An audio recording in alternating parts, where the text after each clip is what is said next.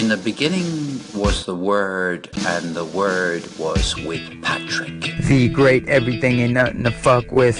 The great everything ain't nothing to fuck with. The Patrick Daniel ain't nothing to fuck with. Patrick brings a certain something to the conversation around philosophy that I particularly find fascinating. This is The Great Everything, your source for all culture and philosophical questions from a slightly unhinged perspective. Absolutely love your little bit about jazz. Life's big questions. What makes you you? It's quite puzzling. You are going to die. Okay, so this is one of my favorite topics, and thank you for bringing it up. You're too much, Patrick. Honestly, you are just too much. You silver-tongued devil, you. Hello all you subjective experiences extended over time, responding to various names and possessing different qualities depending on the precise moment you're asked to give an account of yourself. This is The Great Everything, an exploration into the stuff that makes us human. I too am a subjective experience responding to Patrick, and I once was a banking lawyer until I quit to dedicate my life to the journey of becoming a better human, hopefully, and sharing any tidbits I learned along the way with you guys. I found this really interesting article by the Brazilian philosopher Cecil Vieira titled, "Which is More Fundamental, Processes or Things?" And it contains some important intuitions that I really want to discuss with you guys. Now, you might recall that recently, it was either the last episode or the one before that, I was talking about our atomized way of looking at the world. I don't know which episode it was, but it gets a bit muddled, but you can look for it. And the idea is this, that we see things as whole things, as objects with clear shapes and extensions and boundaries. We see the world as a world of things, from an atom, that's a thing, to an ant, that's another thing, to a rock, also a thing, to a dishwasher, yet another thing, to even a galaxy, that's a thing too. So to us, what exists as an object with specific spatial and temporal limits and specific qualities. But what if that's a wrong way of looking at the world? Because when we think of the world in terms of things, of objects, of just stuff, we run into all sorts of paradoxes and philosophical questions that are really difficult to solve. Some might say impossible. Zeno's paradox is a classic example, I'll talk about that in a bit. Or the question about personal identity. Are you as an object the same person, the same thing you were a year ago? Even if 98% of the atomic makeup of your body has changed in the meantime? That's a true fact, by the way. The atoms that were in your body a year ago, 98% of them are no longer there. Some of them are floating in space, some of them are in someone's coffee, some of them are in someone else's ballsack, and I can guarantee that some of your atoms from last year have been flushed down the toilet by someone who wasn't you. That's a scary thought, your atoms from last year being shat out by a stranger. But the question then is, are you still you if your atoms have changed? Your other qualities have changed. Are you still the same stuff? Or the question about the glass, right? Half full or half empty? Now the question is a paradox because it presupposes that what matters here is the actual amount of water in the glass. You know, the fact that half the volume of the glass is occupied by molecules of water, and that's meant to be some kind of test of whether you're an optimist or pessimist. But in fact, what matters with this question isn't how much water is in the glass. It isn't how much stuff is in the glass, but the direction of change. In other words, if someone is pouring water into the glass, in which case it's half full, or if someone is drinking the water out of the glass, in which case it's half empty. So that's another way of saying what matters isn't the stuff, but the process. And this is what the Greek philosopher Heraclitus was talking about with his everything flows, pantare. You can't step into the same river twice because it's not the same river anymore, and it's also not the same you anymore. It's all just constant flux and change. This is what Stoics believed, and also many Buddhists and Taoists and many different types of Hindu. And that's even something that gels with our current scientific understanding that supports this process-based way of looking at the world. I mean, sure, we're tempted to look out there and break it all down into constituent parts, building blocks, molecules, atoms, particles, Planck units, things, objects, stuff. But we now know that an electron isn't an object. It's not a thing. It's more like fluctuating energy spread out across a field. So it's got all sorts, it's a wave, it's a potentiality. Evolution, that's another process, just like photosynthesis and reproduction and growth. And any single moment within these processes, any attempt to fix a point in time to determine a thing as a thing, produces paradoxes. Who am I?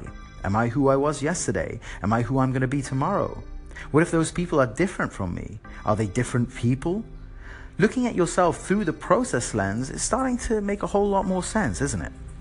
So maybe when people ask you who you are, you should stop describing yourself as a person and start describing yourself just as a life. But what if everything in the world, from a molecule to a human being to a star, weren't actually an object, but instead a process? That's what I want to talk about.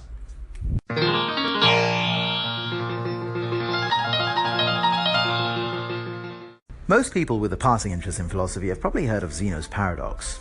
In fact, there's more than one, but they all have something in common because they boil down to a critique of sorts of how we experience motion and time. The most famous paradox is the one where Achilles, who you might remember from films such as Troy, and who's notoriously fast, fleet-footed Achilles is what Homer keeps referring to him as, again and again. So Achilles, he's got to compete in a race against the tortoise, who you might remember from, I don't know, Super Mario Brothers. And because the tortoise is slower, he gets a head start. So you hear this and you go, oh, fine, right, head start and everything, but the outcome here is obvious. Achilles is going to catch up with the tortoise and give it a good kick in its ass it deserves. That turtle is soup, etc., etc. Except no. Because Zeno says, even though Achilles is faster, before he reaches the tortoise, he has to get halfway there first. He has to reach the midway point. And in the time it takes Achilles to get there, the tortoise will have moved on a little bit, creating a whole new midway point. Now Achilles will have to reach that new midway point before he gets to the tortoise. And by the time he gets there, the tortoise will have moved on again. Now hold on, you'll say, the tortoise has only moved a tiny bit, so what difference does it make? Well, the point is that no matter how fast Achilles is, it takes an amount of time, even like if it's a fraction of a second, to cover any distance. And whatever that time, it always gives the tortoise time to budge a tiny bit, a fraction of a millimeter maybe, but it's still distance. There is still a quantifiable distance that the tortoise moves, even if it's tiny. And that movement creates a gap. And Achilles needs to cross that gap. And every time the tortoise moves, there's a new gap that's created that Achilles needs to cross. And because distances can be divided infinitely, this continues on and on into infinity. So Zeno says, motion through time is impossible. Because no matter how close you want to move, there is always a midway that you have to reach first. And another before that, and another before, and so on and on and on, into a trillionth of a millimeter, however much, and even there you can divide it into another smaller distance that you have to cross. Another clearer example Zeno makes is his paradox with the arrow, that if you shoot an arrow, it stays still, because at any moment in time you freeze frame it, you freeze time, the arrow occupies a certain amount of space that is finite. So it's not moving really, because it can't move within a finite amount of space that it occupies, not if you stop time. So try this to make it clearer. Move your hand left to right. So before your hand moves even the tiniest bit, and I mean even like the first atom of your hand moves to the right, it has to have moved just a teeny bit before that to get there. And then a teeny bit before that, and so on and on and on and on. It's like a periodic number, 0.99999 on to infinity. At what point does your hand stop being in one tiny bit of space and start being in the next tiny bit of space? At what precise split nanosecond does it go from being totally still to moving? Where exactly does 0.99999 meet 1? When does a moment become the next moment? At what point can you freeze frame it? Zeno suggests never. Because his take on reality suggests that while we experience time sequentially, actual movement between moments is impossible, because all moments are separate. Every bit of space is separate. There's a gap that cannot be crossed, kind of like single frames on a film reel, It's all played very fast and it creates the illusion of motion, but there's still freeze frames. There is no movement between the frames. It's just an illusion of movement. So what's the point here? Because we know that in real life, Achilles is going to catch up with the tortoise, and as one famous rebuttal to Zeno went, if you see an arrow coming at you, you're going to duck. Well, that's it. Why does logic, because Zeno's arguments are logical, why does reason defy the way the world appears to us? There seems to be some difference, some gap between the world as it should work using our logical assumptions and how it actually does work. Maybe what's happening here is that Zeno is highlighting one of the pitfalls of looking at the world as a world of things. If you divide space and time up into precise millimeters and nanoseconds and Planck units, things, objects, and follow that to natural conclusion, then you run into weird paradoxes that just don't add up to what we see in the world. But maybe these units aren't the building blocks of existence. Maybe there's no freeze frame of the arrow. It's just pure motion. And time can't be divided into moments, but durations. In other words, processes, not things. Can you dig it? Reef from Medicine Remix, obviously a huge fan of the show. Can you dig it? Please, please, please go ahead and do that. That series. Can you dig it? In this little walk we're taking through looking at the world around us, not as an object, a thing with a specific dimension, size and extension and boundaries, of course, but as processes. A world made up of processes. I guess we have to consider the ideas of time and space, which is what Zeno kind of brings into the equation. So starting with time, I think my cat Golda has something interesting to say about this. See, she lives in Rome with my mother, and where I am now, and I'm told that every time I come to Rome, 2 to 3 days before I arrive, Golda goes and sleeps on my bed in my little room that I have here. And that's before I arrive, so it's like she knows I'm coming. And then, and this is obviously familiar to all of you who have animals, a few days before I leave, she's starting to look sad, as if she felt that I were leaving. So there's many ways you can try to rationalize this. You can say, okay, she has some kind of sixth sense. She senses the future. She senses before I arrive, she senses before I leave. But one way of looking at it that kind of has stuck with me, I feel that it has something to it. Intuitively, I feel that there's some truth there, which doesn't make it true, of course. It's just what I believe, or right now happen to believe, is that maybe she has a different sense of now from what we have. Thinking of it in Zeno terms, in object terms, in thing terms, we live now as if it were a specific instant, a moment. This now, okay, that's gone, so now there's this now. Now, your now can be a second, it can be a nanosecond, a unit of Planck time, whatever. The point is, it is an instant. It is a freeze frame, right? Like those arrows in Zeno's paradox. However, what if now were actually not an instant, but a duration? What if it were a period? And what if everyone's sense of now were slightly different in terms of duration? So let's say Golda's sense of now is actually a few days long. That would explain how a few days before I arrive, she's already sleeping on my bed because she senses in her now that I'm kind of already there. I might not physically be there, but her now includes within it a feeling of me being there. And of course, before I leave, she's already sad, because although I am there, her now, it already includes a feeling of me being gone.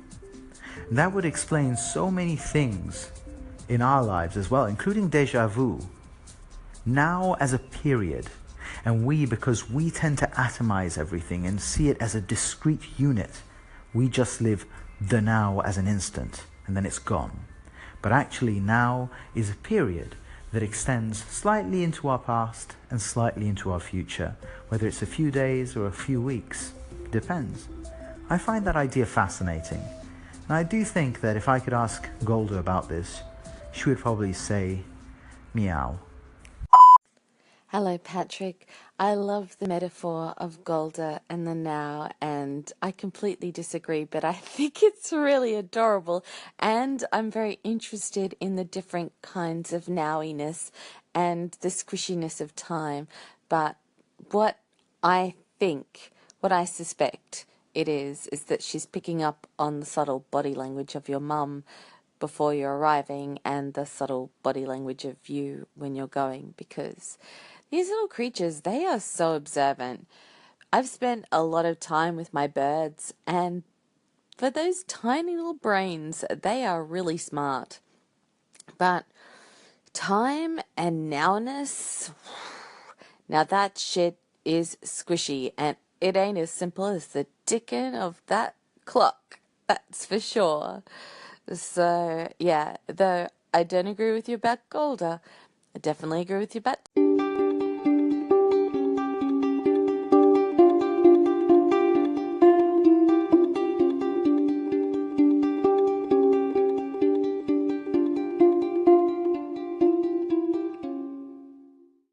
We're exploring this idea of looking at the world not as being composed by objects with clear, precise boundaries, but as being composed instead by processes, by growth, we might say.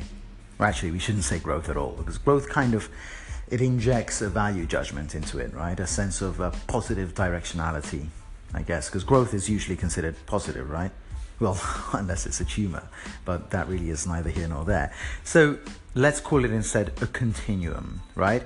Instead of things having clear boundaries between each other and therefore there being some kind of thing, a gap that separates item 1 from item 2, instead they kind of all melt into each other, not just as objects, or what we would call objects, but also as flows, and like a river, basically. Everything kind of flows into the next thing, into one large process, a continuum. Now, we've looked at why we might want to think that way.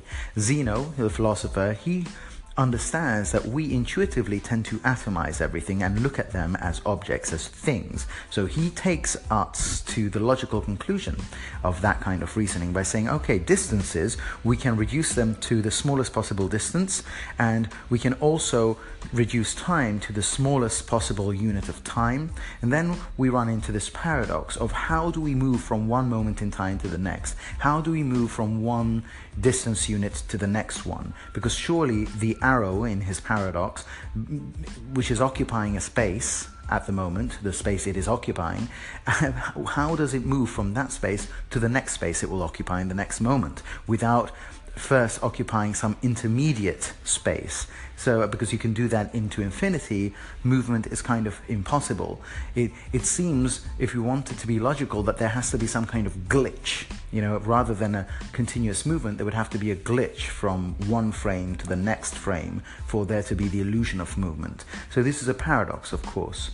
Yet, in our real life, we see that things do move, things do change. So why is it that we are so fixated on looking at things as being discrete? Discrete in this sense, I don't mean discrete as in, a waiter who won't tell your wife that he saw you at the same restaurant with another woman yesterday, but discrete in the sense of something that is separate, its own little thing, its own little package.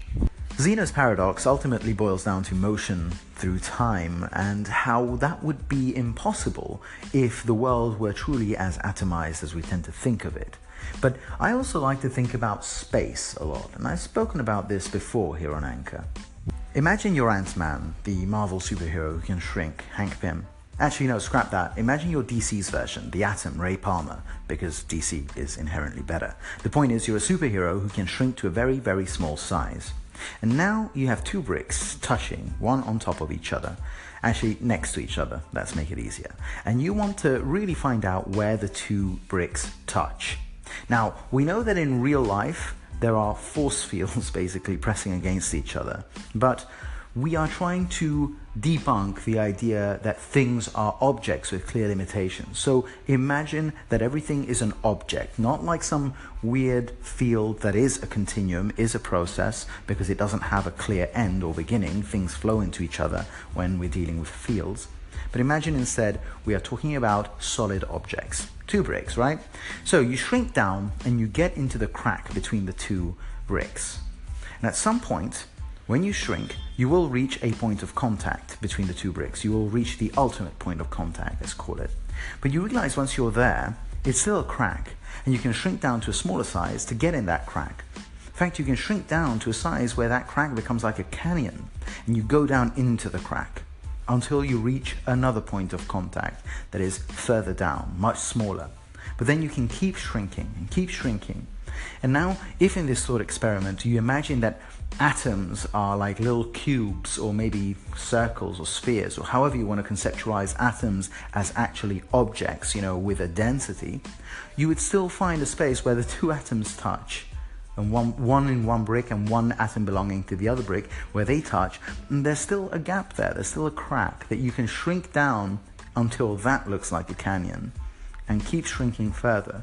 The point is, if you see the world as atomized in terms of everything being a unique, discrete entity, you soon realize that things can never touch. There is always a space between them, and there's always space to go further. Basically, that goes on until infinity. So, what next?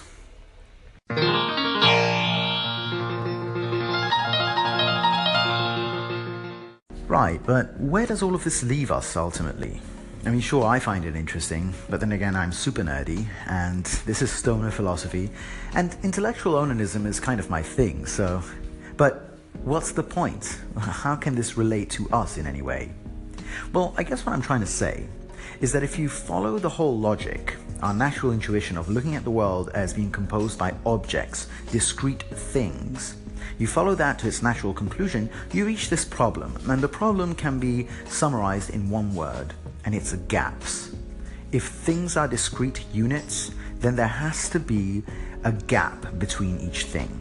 There are gaps everywhere. So then the question is, how do we bridge those gaps? Is there even a way to bridge those gaps? And it doesn't seem there is, really, unless we posit some kind of God or some kind of invisible essence that kind of links everything together, that flows in between the gaps and connects everything. Possible, that is very, very possible, but it just doesn't seem to be something that we can logically come up with and say, okay, this is how it works. So instead, if we look at things as processes, everything seems to work just a bit more, just like Heraclitus said. But how does that relate to us? Well, here it is. Gaps are also something that do form part of who we are as human beings. And I don't mean atomic gaps, gaps between cells. I mean gaps in who we are. So much of our human suffering, maybe even all of it, is about gaps, is about the difference between who we are and who we want to be, where we are in life and where we thought we should be and where we want to get, what we have and what we would like to have. So we are ultimately constantly wallowing on the gaps in our lives. Once I referred to this as the canyon of expectations, and I wasn't thinking of this specific concept, I was talking about depression in that context, but it makes sense that I would refer to it that way. There's a real chasm between where we are often in our life and where we'd like to be. And that is a problem, and that's where suffering comes from. This is an old Buddhist concept, but I don't think I should credit just Buddhism because it's so human, it's so universal, that we're just constantly caught in this feeling of wanting more, wanting to be more, wanting to get somewhere, and feeling like we're never there. And it's not because that thing that we idealize as being our destination, our objective, our goal, it's not that we never reach it.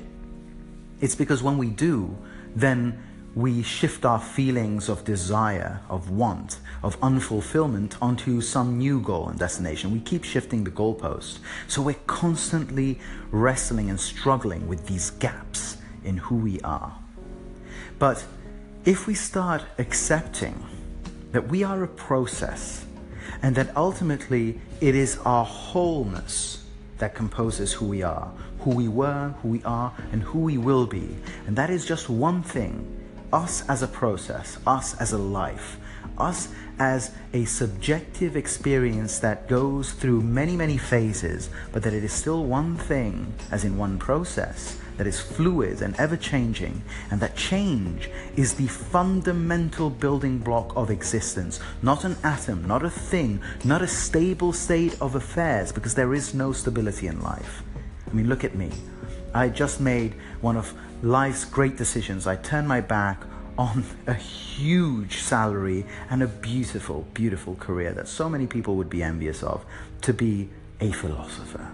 And then as I start my new steps into this world, suddenly my mother is diagnosed with terminal cancer and I have to give it all up to come take care of her. Nothing is stable. Everything is changed and it's unpredictable and it's unexpected. So the idea of fixing our happiness on some stable state of affairs, whether it's, once I get the house, once I become this person, that's crazy, because once you reach it, it will change and what you want will change as well. So if instead we start to accept that life is a process and that everything is a process and that we and everything else are constant change, then we reach a realization. The Buddhist realization of what we want, we already have. What we want to be, we already are. Then we realize that the process of becoming a better person is actually being a better person. Like the Taoists say, the goal is the way itself. Brilliant thought process as usual, or perhaps that's thought object. My take on this is, in another 50 seconds to wrap this, we are all processes perceived as objects. Because in order to evaluate what we're looking at, we need to start with what we are actually perceiving at the very moment of perception, which makes us an object. And then we can reason back to the process that created said object. So in that sense, the process is the precursor to objectification.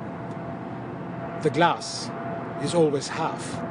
Whether it's half full or half empty, or what's in it, doesn't matter. What matters is that something is in it. Whether that's air, water, or any other substance, if it's half or full, it always is. That's my opinion. Hey Patrick, it's Atira. So I just heard your segment on Zeno's paradox. So I've never really been like a fan of philosophy. I never really like looked into it or like heard different kind of theories on it.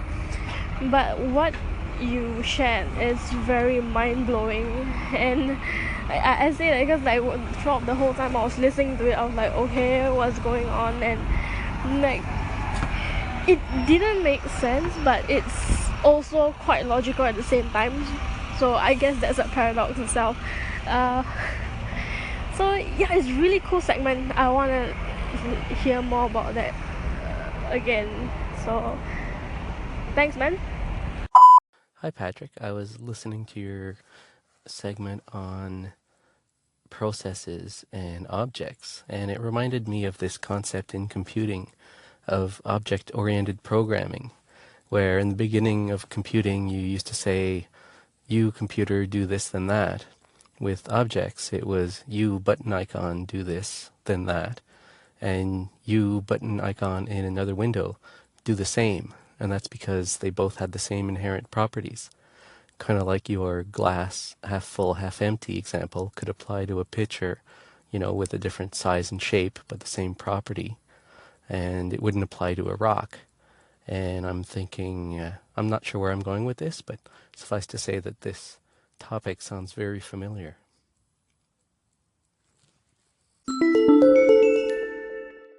Guys, we've reached the end of today's show, and it's been a pleasure. To me, at least. I mean, I hope it's been a pleasure to you. You know what? Scrap that. I'll settle for this. I hope it wasn't too annoying. But now, at the end of all this bullshit, a bit of self-promotion. And you know I'm not great at it, so please bear with me. So, as some of you know, I invest a lot of time and effort into bringing you quality content every single day here on The Great Everything. And to those of you listening to this show on Anchor, as God intended, it literally is every single day. There is a new show every day. Sometimes there's echoes and repeats of past segments, but there is a show going on The Great Everything every single day on Anchor. To those of you listening to this as a podcast on iTunes, Google Play, etc., well, it's a new podcast every week. And it's free, of course. And I'm doing this at considerable cost to the patience and sanity of those around me. Because imagine knowing how annoying and pontificating I can be, having to listen to me mutter to myself all day long, and then speak into a phone and record and then mutter some more every single day. Imagine what that's doing to the sanity of those around me. I can barely imagine it. Sadly, I don't have to, because I can see it on their faces. So spare a thought for the worthy people in my life who have to put up with me and The Great Everything. But the thing is, I'm doing all this for a reason. I had a career. You know about this. I had a career. It was a great career. It gave me money, great money. It gave me prestige, respect. I went around looking great in suits and all that. But very soon, not soon enough, but soon, I realized that helping multi-corporations and global financial institutions make billions of dollars on non-performing loan portfolios, which is kind of something I was a specialist in, that wasn't going to make my life better. It would just give me money. It wouldn't do anything else for me. And my aim in life, then and now, was and is becoming a better human. And I wasn't going to do that as a banking lawyer, even in the best firm in the world. So I made a choice. My choice was, I want to help people. I want to help people by being a positive influence in their life. And the way I can do that is by being a good person myself first. And that's what I'm trying to do. And I'm trying to share anything I learn on that path with anyone who will listen. And I'll always do it for free. When I'm going to be a teacher, I'll be doing it for free. One day, hopefully, I'll be able to do that. I'll have the authority and the gravitas and the experience to do that. And I'll keep doing the great everything, and anything that I put out as the great everything will always be free. Even the day that hopefully there's tens of thousands of people who want to hear the bullshit I have to say, it will always be free. But here's the thing. There is something you can do to help me out. If you think that there's any value in this content, please share it. Please leave a comment on iTunes. Please rate it. Please tweet about it. Do whatever it is people do on social media. I don't know what it is because I'm shit at social media. In fact, here's something you can do. If you like this content, add me on Twitter, add me on Instagram. I think it's at TGEblog on Twitter, and it's The Great Everything on Instagram. Add me on Facebook, The Great Everything. And actually, you know what? Here's something you can do that won't be a favor to me, but it will actually do you some good if you like my content. Go on thegreateverything.com and sign up for the newsletter. Every Sunday, you will receive a newsletter with things I've been reading, things I've been thinking about, and things I've been enjoying.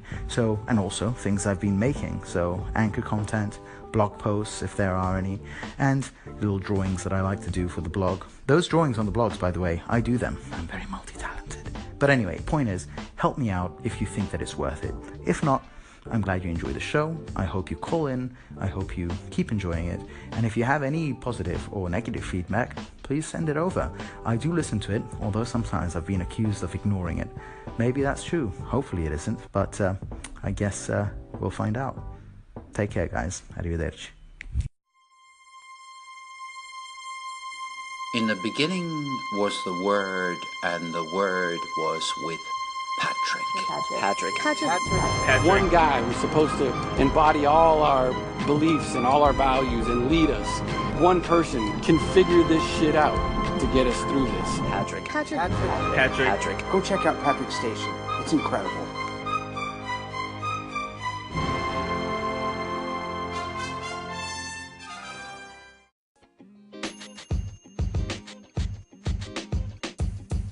The podcast you just heard was recorded with Anchor. If you want to make your own, download the Android or iOS app completely free from anchor.fm/podcast. That's anchor.fm/podcast.